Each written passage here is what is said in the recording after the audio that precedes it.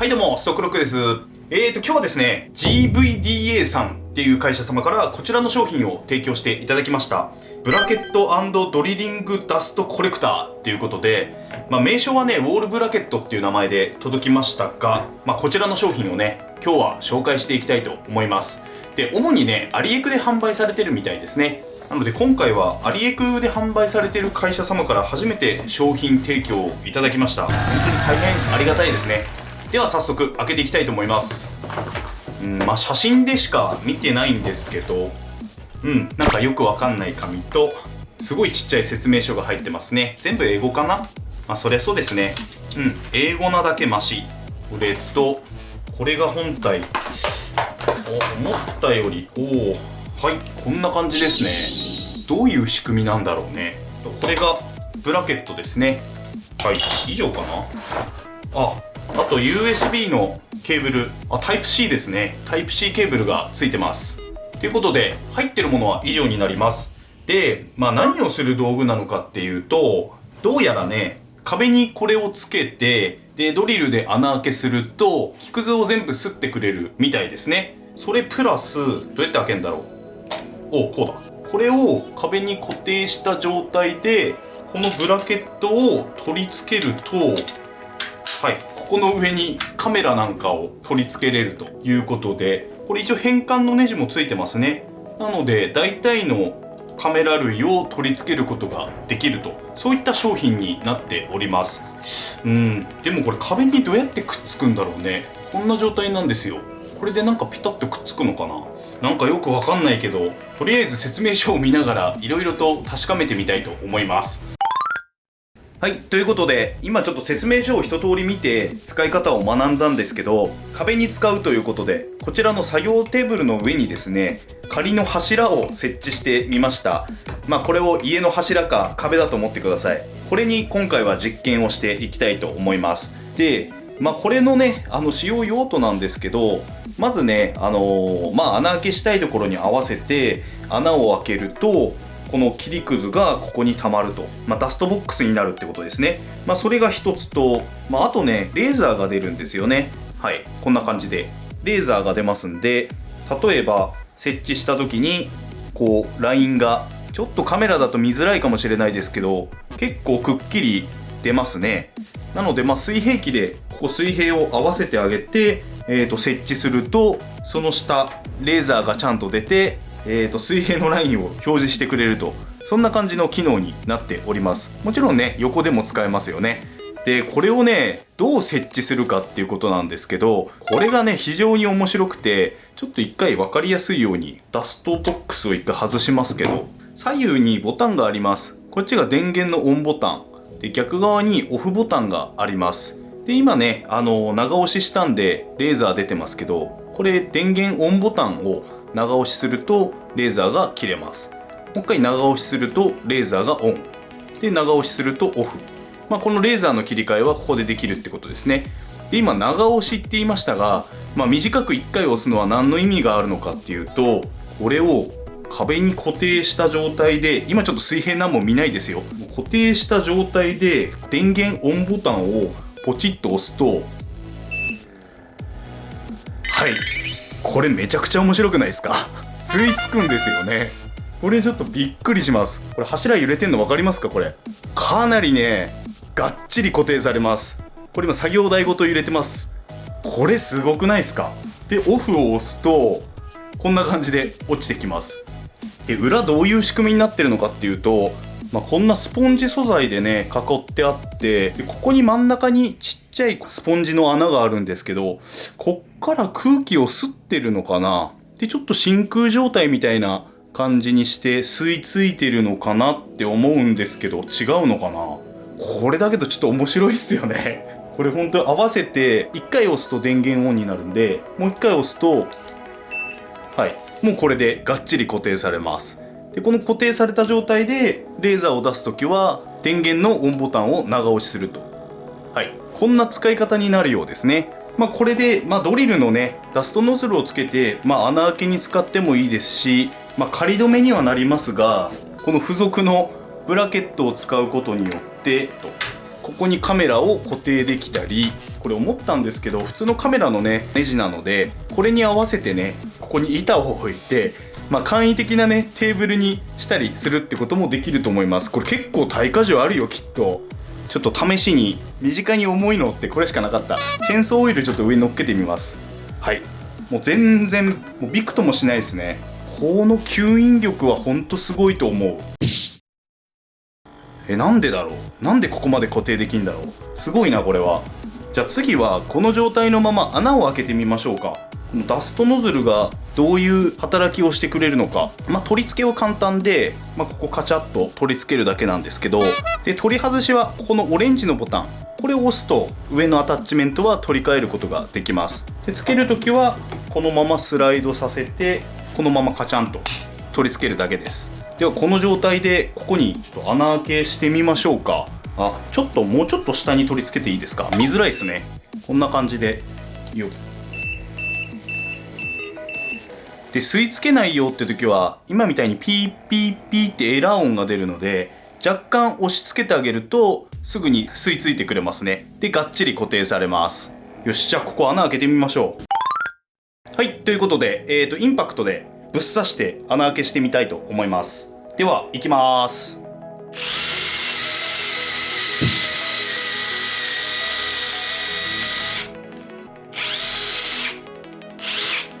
すげえわ。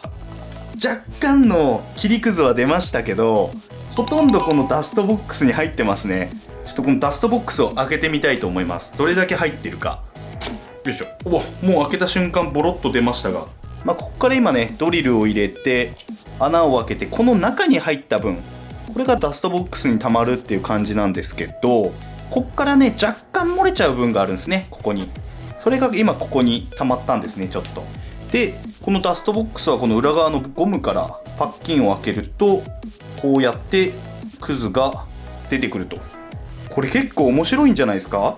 ダストボックスの仕組みは別に擦ってるとかではなくて、ここの表面の、この毛ですね、ブラシの毛、これで出た切りくずをガードして表面に出ないようにして、このボックス内に溜まるような仕組みになってるみたいですね。で今ここに穴開けたんですけど、これと垂直に穴を開けたいっていう時は、よいしょ、これオフにしますね、ピッと。でこのレーザーでこの穴の中心を通った状態で、ちょっと見づらいですけど、この水平器で水平を取ると、こんな感じで綺麗に垂直のラインが出るんじゃないかなと思います。それで例えばですけど、大型テレビを壁掛けにするとかね、そういった場合で左右の結構遠い距離をね水平取りたい場合って結構あるんですよ。その時にこのレーザー機能を使うとですね、すごく簡単に水平取れるんじゃないかなと思います。で今実験で、仮想壁ですね、1枚横にね木の板を取り付けてみました。これは仮ですよ。例えばここの端から向こう端に印をつけたいとか、そういった時にスタートを大体この辺にしましょうか。バツ、はい、ここですね。これスタート。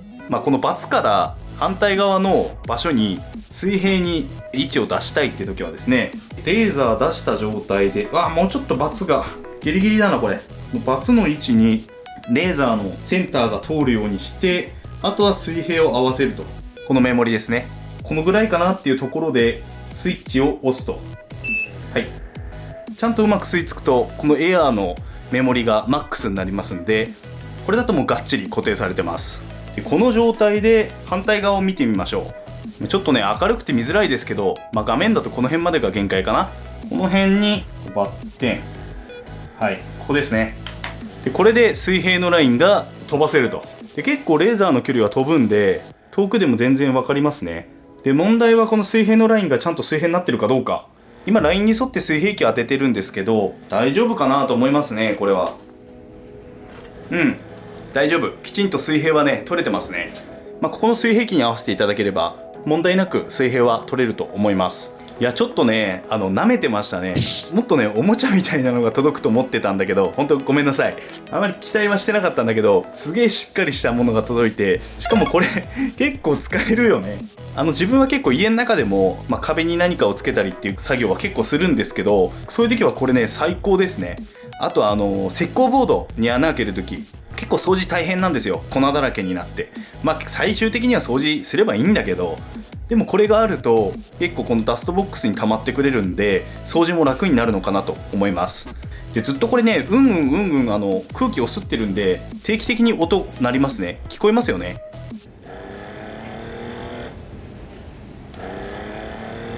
はい、こんな感じで定期的に音が鳴っております。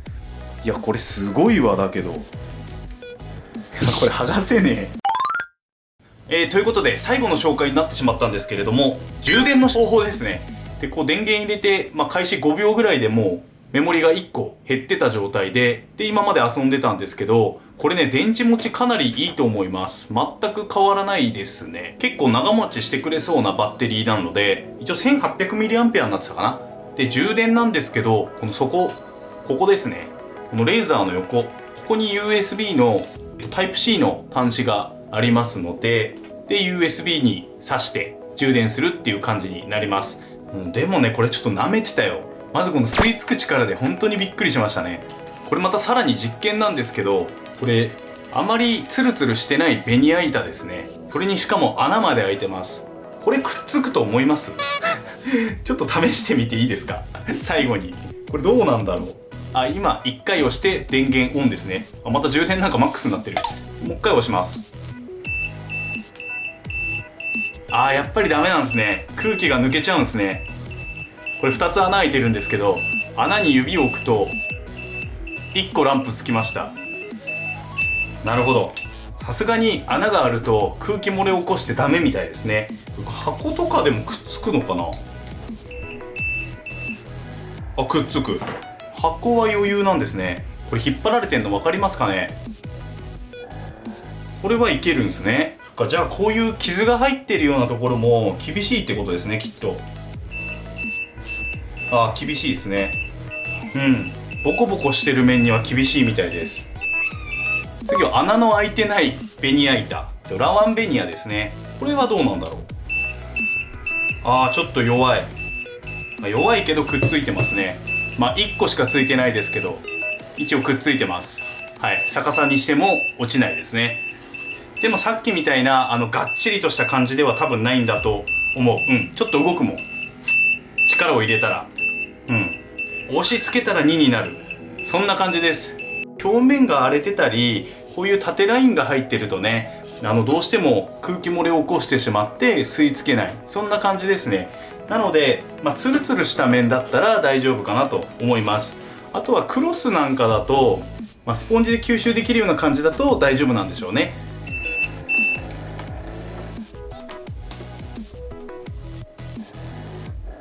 何にくっついて何にくっつかないのかいろいろ試してきましたが、ダメだったのはね、お風呂場にあるようなフスリガラス、ボコボコしてるやつですね。ガラス自体がツルツルしたガラスであれば全然問題ないんですけど、ザラザラしたような凹凸のあるガラスだと全然ダメでしたね。